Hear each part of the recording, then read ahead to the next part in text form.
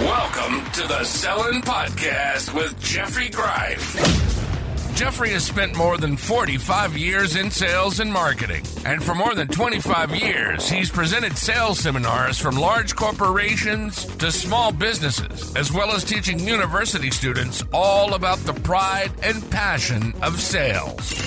Now, he's sharing that knowledge and practical advice with you to fast-track your journey to sales success. Whether you're selling a product, a service, or ideas, this is the Sellin' Podcast.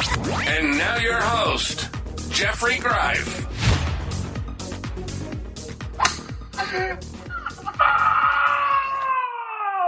In today's Sellin' Podcast, we will be discussing the top 20 tips for golfing with clients and attending a business golf outing. Why is it that golf has become such an important part of business? I have absolutely no idea, but it is. And always remember, it's business. Whether you are friendly with the clients you are playing golf with or not, whether they are strangers or prospects, it's business. Now, here's my top 20 list of tips and strategies when golfing in a business setting. Tip number 1, when you hit an errant shot, yell 4. It's a common courtesy and warns others in the area that you hit an errant golf ball in their direction, and it warns them of the golf ball coming their way. What is the origin of yelling the word 4? Well, as far as I know, it originated in the 17th century, used during military battles to warn your fellow soldiers who were in the front lines of incoming cannons and projectiles heading towards the front. What the heck they were supposed to do when they heard that, except for kiss their goodbye, I have no idea. Regardless of the origins of the term, do yell 4 when you hit an errant golf shot on the golf course. It's a common courtesy, and by warning others, you might just keep someone from getting hurt. Number 2, smoking. I hate to say this, but I do love the smell of a cigar wafting through the air from time to time when I'm playing golf with someone in my foursome who is smoking a cigar. I don't smoke cigars. I don't smoke cigarettes or cigars or anything. However, cigarettes are an absolute no. And, well, now that I think about it, cigars should probably be a no as well. And always dispose your cigar butts in an appropriate way. Where would that be? I have no idea. However, using the golf course as an ashtray for your cigars and cigarettes, it's disrespectful and it's disgusting. When I'm playing golf and I see cigars and cigarettes on the golf course, truly, it makes me sad. You're on a beautiful golf course and you see half-burned cigarettes on the fairway and in the rough. Just don't smoke when you're on a golf course. Number 3, men, please don't flirt with the golf cart girl. It's cringeworthy. I have a friend of mine who always does that, and I tell him it's inappropriate, and he often says that she thinks he's cute. Yeah. A 19-year-old college student is looking for a fat, bald 60-year-old for her Prince Charming. That's right. Guys, just stop. You look the fool every time, and the guys you're playing with want to walk off the course in embarrassment. Just stop. Number 4, music. I am seeing, or I should say hearing, more and more guys attaching a portable speaker to their golf cart and blasting music. The guys in your foursome won't tell you this, but I will. We don't want to hear it. When I'm playing golf, I want to hear the birds. I want to hear the wind. I want to hear the occasional comment like, nice shot and how's business? And I do not want to hear,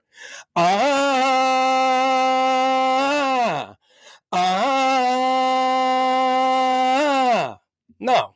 Now, listen, I love to listen to the Led Zeppelin as well, but not when I'm playing golf. Number 5, if you are playing with clients, you do need some basic skills. You don't want to be hitting every tee shot into the woods and topping every shot from the fairway. You don't have to be a pro but you do need to have some basic ability to play the game of golf. Same with knowing the basic rules of golf. According to the USGA, there are 25 official rules of golf, and within those rules, there are hundreds of variations in consideration of those rules. Read the basic rules and get to know them. Same with knowing the etiquette basics. For example, whoever is longest away from the green hits first.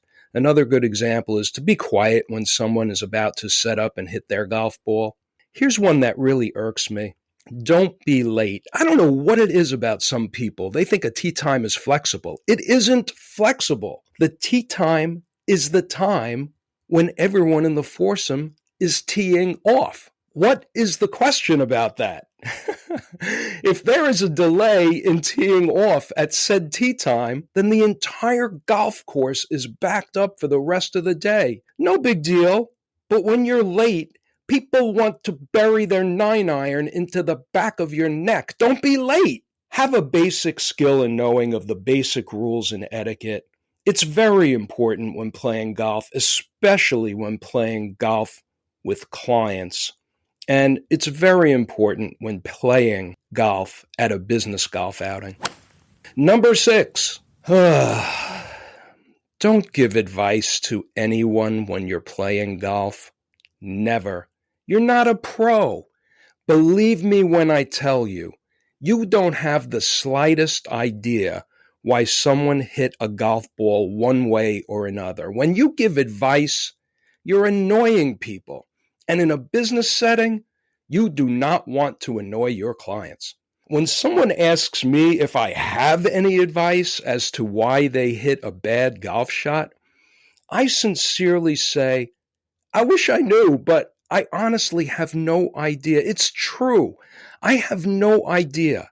And neither do you. Stop giving advice to others that you are playing golf with. Nothing worse than a 25 handicap index giving advice to another golfer. It isn't helping anyone. It's stupid. And one more thing, and this has nothing to do with business golf. However, this is our podcast, yours and mine. And I just got to say this.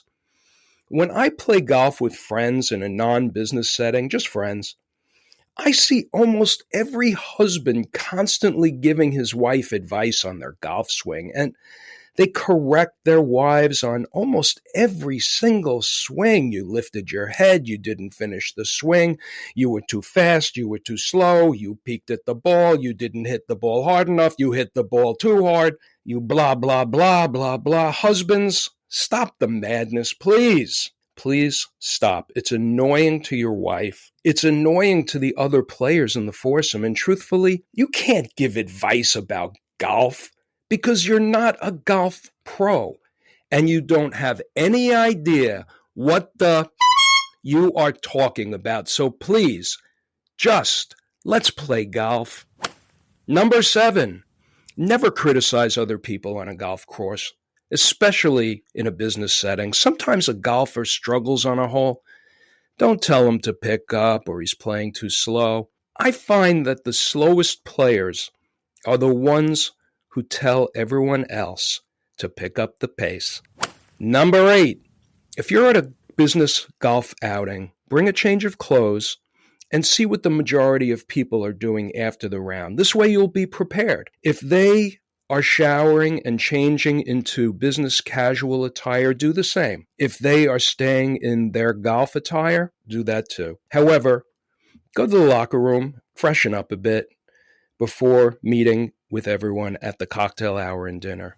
Number 9, controlling your emotions. I remember about 15 years ago, a client asked me to play golf at his private golf country club. I was struggling off the tee box that day. On the back 9, I hit a miserable shot into the woods, and in my frustration, I cursed, and I slammed my driver into the tee box grass. My client came over, and he used a tee to fix the grass I had just disrupted. How embarrassing for me. It's so many years later, and I still feel the embarrassment. Control your emotions. Throw a golf club, and you will never get business from the people you are playing golf with. Remember, it's business. When others see you behave like a child on a golf course, it leaves a very bad impression. And it will influence their decision as to whether or not they send you business. Grace under pressure with a smile tells your clients that you can handle the pressure necessary in a business relationship. Hit a bad shot? Don't talk about it with the people in your foursome. What do you want them to say? Something like, "Oh, poor baby, let me tell you something that will make you feel better." That's silly. Don't commiserate with the others. No one wants to discuss the fact that you couldn't get out of a sand hazard or you missed a putt. Just take a deep breath. Embrace the suck. Appreciate the beauty of the golf course, the camaraderie of business friends, and move on to the next shot. Having a bad round? Have fun anyway. If appropriate, be self-deprecating from time to time. Smile, laugh. You're hitting some bad golf shots. Say something like, "Hey, I can't hit the ball today," or "This round sure will help my handicap index." Smile, laugh. Show the people that you're playing with that you still are able to enjoy the day. And one more thing. No inappropriate language and no crude jokes. It was almost 20 years ago, and I was at an outing, and while we were waiting to tee off during a particularly slow round, I took the opportunity to tell a terribly offensive joke, which fell flat. It was terrible. I immediately apologized, and the guys in the foursome seemed receptive to my apology, and yet, to this day, I still remember it, and I am so embarrassed. Don't tell any inappropriate jokes. Telling a quick joke, a friendly joke at an outing is okay, especially when you're at a tee box waiting to tee off during a slow round, but be careful. That story I just told you about, it's 20 years later, and I still regret that moment in my life. How embarrassing for me. It was terrible. And as far as emotions are concerned, some guys get so competitively aggressive on a golf course, it makes for an unfriendly golf round. Hey, take it easy. This isn't a death match. It's a fun game, and it's business. Number 10, focus on the relationships. Focus on developing rapport and trust with the people you are golfing with. Ask questions, learn about them and their business, but keep it friendly. And don't make it a sales call. I know, there's a fine line. Trust your instincts. You'll know. Keep it light and easy. Avoid aggressive selling. I like to ask general questions like, how's business? Or what's new in the industry? What are you seeing? But I wouldn't ask for any new business. Business golf isn't a sales call. It's a way to develop rapport and learn more about one another personally and professionally. Exchanging business cards is fine, but no sales literature. No formal presentation. That's for another time. And speaking of that's for another time, number 11, follow up with everyone in your foursome and follow up with everyone who you meet at a golf outing. Everyone, Jeffrey? Yes, everyone. Leverage the camaraderie that you all experienced at the event. Leverage the rapport you developed by attending the event, by following up within the week or so and scheduling an appointment to make a formal sales meeting to discuss how you may have an opportunity to do business together. That's fine. When you follow up with someone and you meet with them a week or two later, mention the outing when you first meet. Use that as a way to strengthen the relationship and remind them of the fun and the rapport that you developed, that you shared, the fun at the golf outing. Number 12, look up people you will be golfing with on LinkedIn before you golf with them. And take a view of their website. You'll be updated as to what's going on in their business, and it may give you some conversational topics to talk about during the round. Oh, and on the drive over, think of the faces of the people in your foursome and repeat their names 100 times. Have their names memorized. Even if you've known them for 20 years, do this exercise so you don't forget anyone's name, especially if you have the opportunity to make introductions. You do not want to forget anyone's name. Number 13, betting. Don't bet with clients. When you're on a golf course, some people like to bet. Don't bet with clients. If they insist on betting, keep the betting to a small amount of money, like a $2 or maybe a $5 Nassau. You don't want to create any pressure or conflict competition between you and your clients. And also, sometimes people get weird when they bet money on a golf course. I know a professional in my business who never pays a golf bet when he loses and always collects when he wins. Several people I know in the industry talk about it. It's embarrassing for him. Why does he do that? I have no idea, but for a few dollars, it's unappealing. And while I do enjoy spending time with him, everyone who has mentioned it to me resents that he doesn't pay off his golf debts. It's weird. If your clients do insist on betting and you lose, pay them the money immediately after walking off the course, or immediately upon meeting up with them at the bar after the round. Better yet, don't bet at all when playing with your client. It's number 14, make sure you've got business cards in your pocket, in your golf bag, and if you're at a golf outing and you are changing your clothes after the round to meet everybody for networking during the cocktail hour, make sure that you've got plenty of business cards in your sports jacket. Be prepared. Number 15, don't drink when you're at a golf outing with clients. Remember, it's business. If you do drink, keep it to 1 glass of beer or 1 glass of wine. Remember, it's business. I drink non-alcohol beers at golf outings. I have the bartender pour my non-alcohol beer into a chilled beer glass, and no one knows I'm not drinking a real beer. And by the way, I gotta say, I find the non-alcohol beers refreshing after a round of golf, and I don't have to worry at all about driving home afterwards.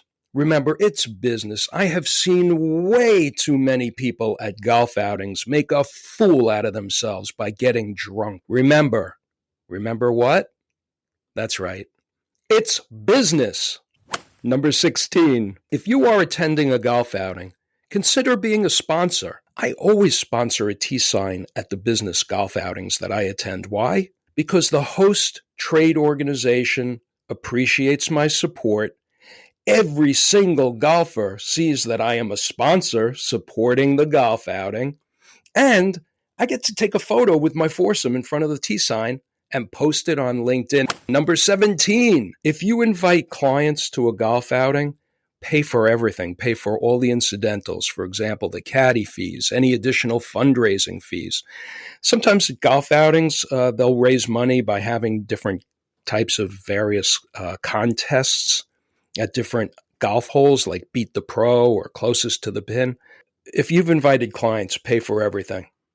Not only the round, but the caddies and everything. If a client invites you to a golf outing or at their private golf club, offer to pay for the caddy fees. If he says yes, be generous.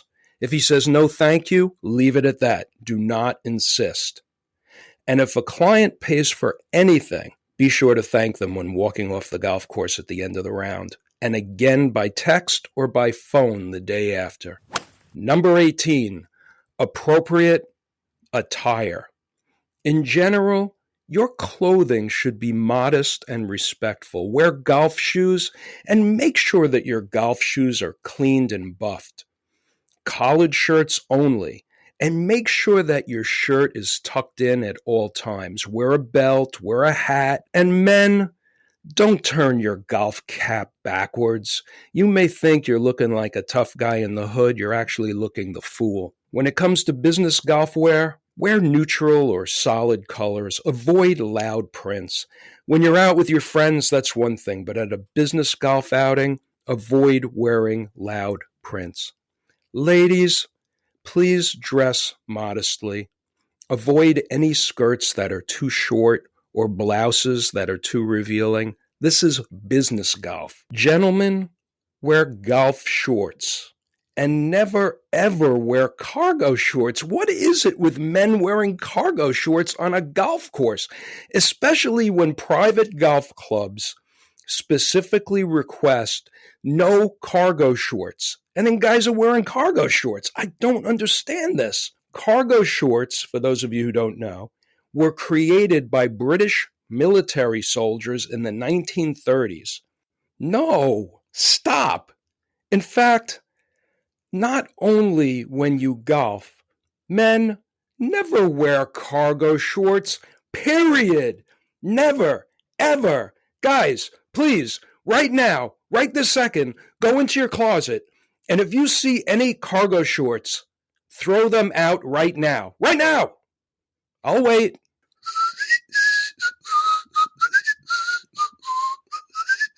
Get rid of those cargo shorts. What is it with cargo shorts? I've never owned a pair of cargo shorts in my life. Number 19, at a golf outing, after your round of golf, work the room during the cocktail hour before dinner, just as you would at any networking event. Do not stay solely with the people who you played golf with in your foursome. If you want to work the room some with them, that's fine. But don't just sit around with the people you golfed with. You just spent 5 hours with them. Walk around the room and meet other people. If you want, you can meet up again with your foursome and sit together during dinner. However, during the cocktail hour, you got to get out there and work the room. Meet as many people as possible. Ask your memorized casual questions. Exchange business cards. Have your breakaway comments memorized, as discussed in the episode about Selling 101 Networking for Success, Season 1, Episode 5. Have those questions and comments memorized and work the room. The cocktail hour at a golf outing is the perfect casual business networking opportunity. Take advantage of it and work that room. Number 20, keep a USGA handicap index. For one thing, when you're playing golf for money with clients, or friends for that matter, you are going to need an HI, a handicap index, so you know who gets or gives how many strokes during the round. And if you are attending a business golf outing, they are going to ask you for your golf handicap index. You got to have one. Go to the USGA GHIN, that's USGA GHIN website to find out more. Bonus tip, speed of play. Very important, especially at a business golf outing. Always be mindful of speed of play. Pay attention to the amount of time you and your foursome are playing a hole and playing your entire round. Look back every once in a while to see if the foursome behind you is waiting too long to hit their approach shots or waiting too long to tee off. Consider letting them play through. Also, if the group in front of you is slow, don't shout at them and don't get angry. If they let you play through, fine. If not, don't get aggressive. You are with clients. Be cool. I was once playing at a golf outing, and one of the people in my foursome was screaming at the foursome in front of us to speed up play. How do you think the people in front of us felt about him when we all went in for the networking cocktail hour? Don't be that guy. Eesh. Speed of play continued. If you are 3 over par or approaching 3 over par, just pick up your ball, put it in your pocket, and meet everyone else off the green and walk over to the next tee box with everyone.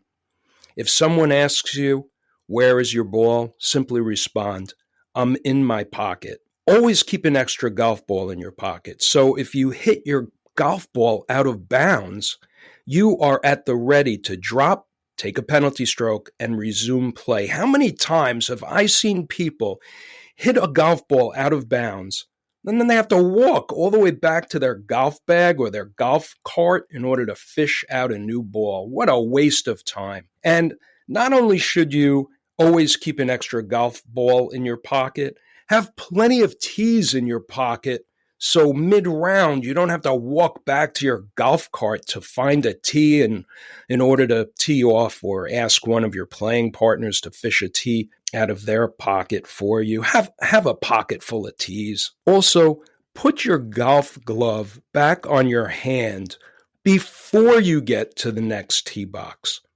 I always put my golf glove back on my hand as I walk from the green to the next tee box. How many times have I seen guys get up to the tee box, ready to tee off, and then they have to put their glove on? Hey, have the glove on your hand before you're ready to tee off. Here's some really great advice. Take one practice swing and then hit the ball. Best advice I ever got from anyone was during my second round of golf when I was just starting out. My second round of golf that I had ever played. On the second fairway, one of the gentlemen in my foursome said, "Jeffrey, let me give you some advice. Your 8th, 10th, or 12th practice swing is not going to help you to hit the ball any better than your first. Just take one practice swing, step up to the ball, address the ball, and hit it." Best advice I ever got. Also, this is very important. Guys, I don't even know why this has to be said. Stop spitting on your golf ball to clean it. Guys, stop. Don't spit on your thumb to rub off the dirt on your golf ball. It's disgusting. I see guys spitting on their golf ball to clean it. Last year, I was at a business golf outing, and I had a guy in my foursome pick up my golf ball, spit on his thumb, and clean my ball. My ball! He reached out to give me my ball back, and I refused to touch it. I asked him to throw it out. He laughed, thinking I was just kidding. I wasn't. I told him I wasn't going to touch that golf ball after he had used his own saliva to clean my ball, and to please throw the golf ball into the garbage. Guys, it's disgusting. Don't spit on your golf ball to clean it. Use a wet towel, or use what I use. I use a Ballsy. I don't know if you ever heard of this, Ballsy, Ballzee. It's an inexpensive plastic pad. It's very thin.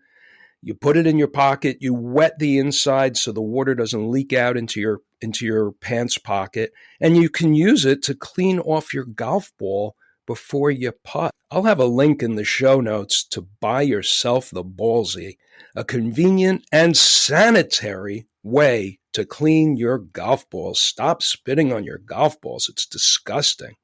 Speed of play continued. Lining up a putt.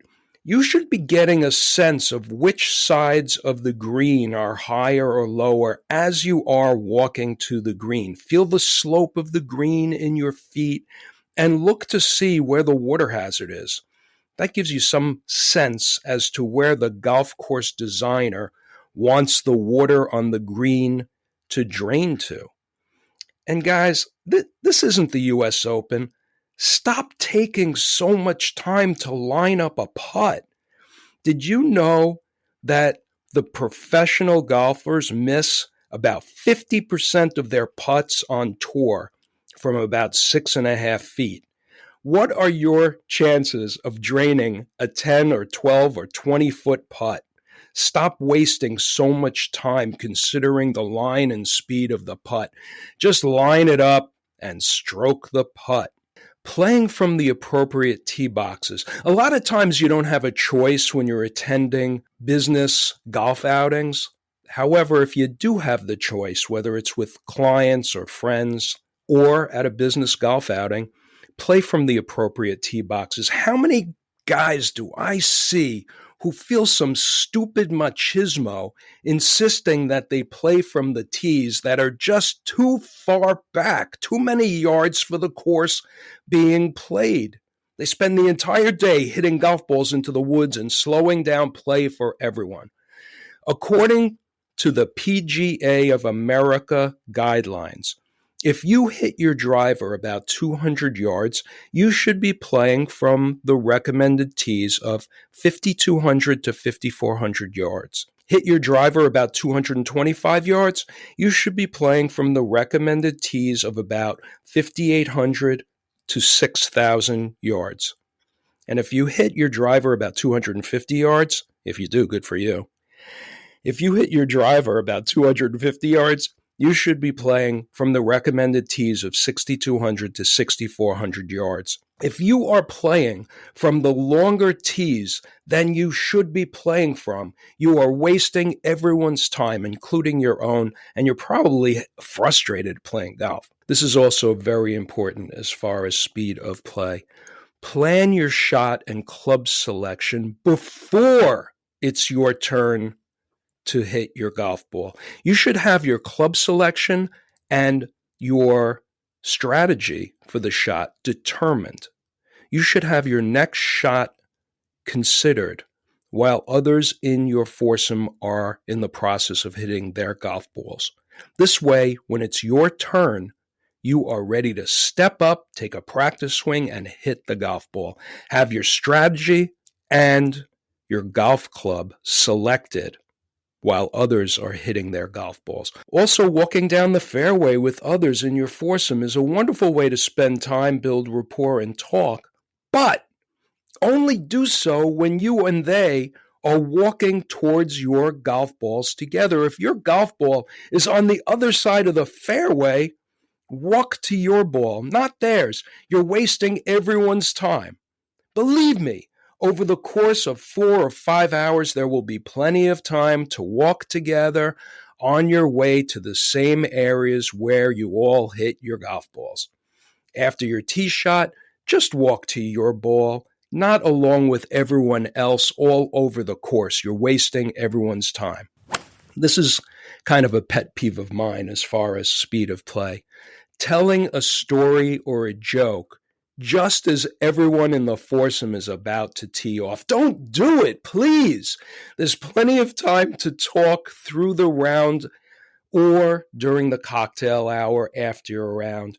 Don't start to tell a story on the tee box just before everybody has teed off. While everyone is ready to tee off, it keeps everyone from proceeding with the round. You're just delaying the round. People don't like it.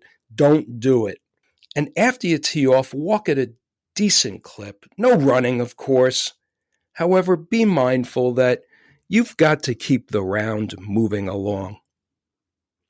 Also, in addition to your own golf ball, keep an eye on everyone's golf ball in your foursome. Everybody should be looking for everyone else's golf ball, yours and theirs. It will speed play along if everyone is paying attention to where everyone else in the foursome has hit their ball. When you find someone else's ball in the rough, they will love you for it. Not only does it save them the cost of a golf ball, much more important than that, it will save them a penalty stroke. Now that's love. Oh, and if you're saying, Jeffrey, putting on a golf glove at the tee box or walking back to a golf bag to fish out another golf ball or a tee only takes like 20 or 30 seconds. Yes, that's true, but think about it. If a foursome takes only another 90 seconds per hole over the course of 18 holes, that unnecessarily delays the entire round of play by about a half an hour. That's right. 90 seconds per hole of unnecessary delay over the course of a round could add up to about a half an hour. Those unnecessary seconds of delay add up. Here's an important bit of advice for those salespeople who don't golf. Attend the cocktail hour and get in some solid networking. Dress business casual and meet as many people as possible during the cocktail hour. People are coming off the golf course. They're happy, they're relaxed, and they're open to mingle. Perfect for you. Bring business cards and schmooze. Follow up with everyone you meet the following week. No need to have dinner. Half the time during the dinner at a golf outing is spent handing out silly golf awards. You don't have to be there for that. Just attend the cocktail hour and sell, baby, sell. That's a pretty good review of tips for golfing with clients and attending business golf outings. If you have any more suggestions for me, please text me a comment in the show notes. Maybe I'll mention them in a future episode of the Sellin' Podcast. Now get out there and sell. We hope you found this episode of the Sellin' Podcast helpful and of interest. Please make sure to like, rate, and review. And mention this podcast to a friend or a business associate. Have a comment about this podcast? Have a topic you'd like Jeffrey to discuss? Feel free to contact Jeffrey directly at jeffrey@sellin.net. He'll read and review every one of your emails. That's Jeffrey at SELLN.net. .net as in networking for success in sales. Now, take what you've learned today and get out there and sell. See you next time on the Sellin' Podcast.